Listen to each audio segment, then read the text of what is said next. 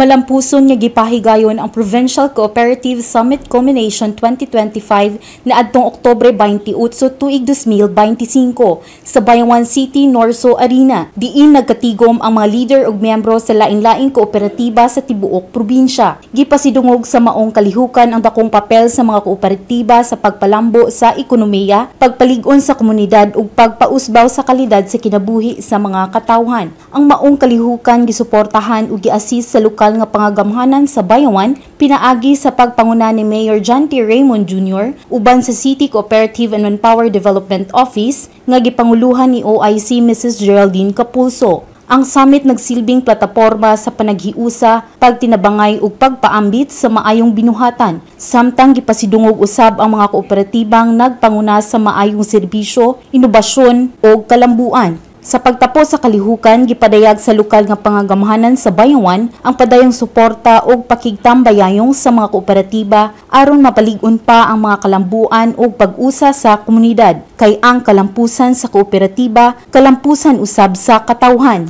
Kini si Gracelyn Mejio, ang inyong LGU News correspondent. Ibayaw Bayawan, kita ang Bayawan.